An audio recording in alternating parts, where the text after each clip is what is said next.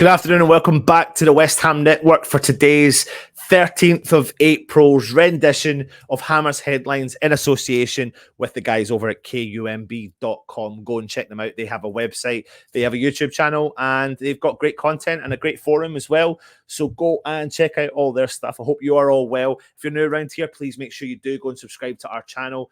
The West Ham Network, great content, ex-professional footballers come on the show, celebrity fans, you name it, they all come on the show. We do previews, reviews, matchday lives, that's a watch along.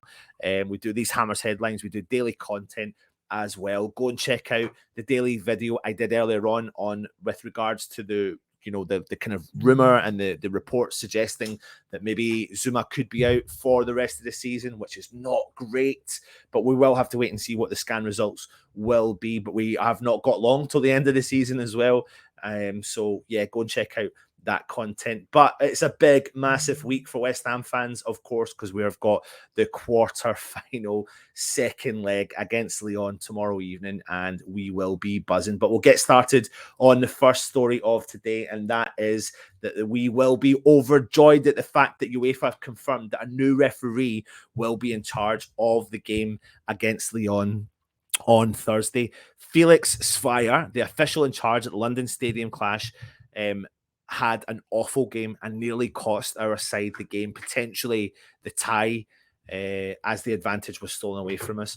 Sandro Sciarra, the referee for the first leg showdown against Sevilla, has been tasked with refereeing the second leg, the Swiss referee. He ran the game well in Seville, and you could even say West Ham could now breathe a huge sigh of relief knowing that we won't be sabotaged by a catalogue of shocking decisions. We were all raging and fuming over the referee's shocker last time out against the league inside. How can a governing body as big as UEFA allow an official who has previously been banned from refereeing after he was accused of match fixing during his time refereeing in Germany earlier in his career? You could excuse one mistake, possibly, even how bad it was, but it wasn't just Aaron Creswell's joke of a red card that was a problem. Several other issues throughout the game. And the Germans seemingly favoured the Lyon all night with a lot of questionable decisions going their way. This doesn't give West Ham a fair shot. That game didn't give, or the referee didn't give us a fair shot at the game at the London Stadium, or allow men like Creswell to be able to play in the second leg. But it is a good call by UEFA. Hopefully we can book a place in the semi-finals, of course, regardless of the official officiating that we have been subjected to. Let me know your comments. I know this story's came out a little bit earlier, but we're just going to be talking about it a little bit as we move along. Now, the next story is all about our leading man, number 9, Mickey Antonio. So for top 6 to be sealed and for West Ham to progress potentially through to the semi-finals, we need Antonio to rediscover himself. The squad's only recognised striker has now gone 8 games since his last goal in all competitions and 12 in the league.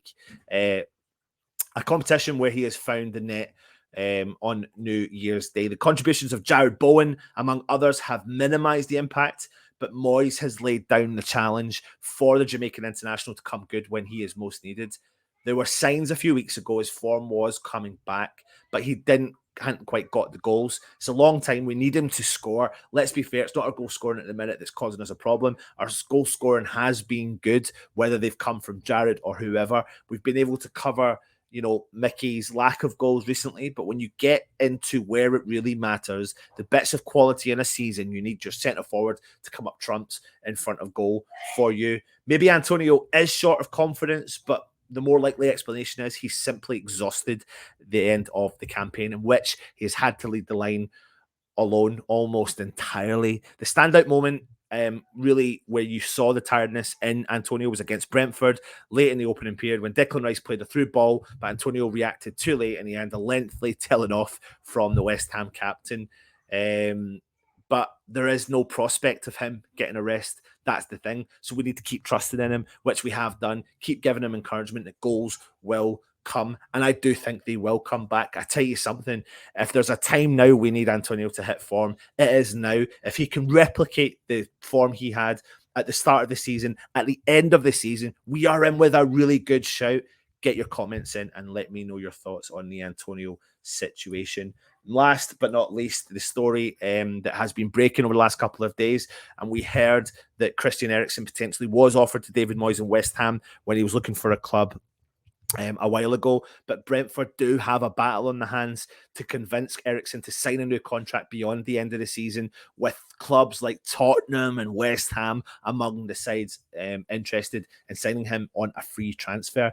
He joined Brentford on a 6-month deal in January after his contract with Inter Milan was mutually terminated towards the end of 2021 due to the rules of implantable cardioverter defibrillators. Obviously, he had that fitted. Eriksen has shown he is still has it what it takes to play at the top level following his cardiac arrest last summer, with Brentford winning each of the 4 games he started for them this far, and they've managed just 6 Premier League victories prior to his arrival.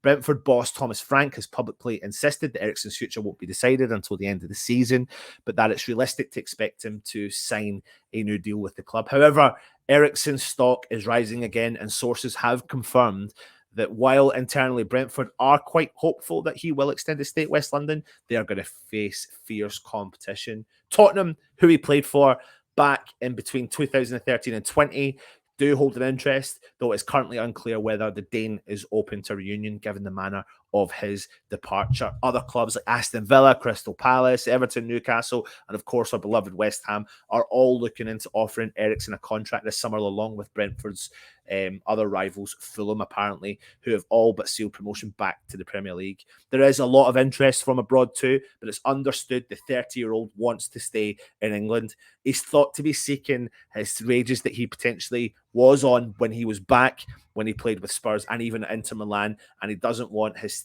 stature to be recognised in the next contract if he signs.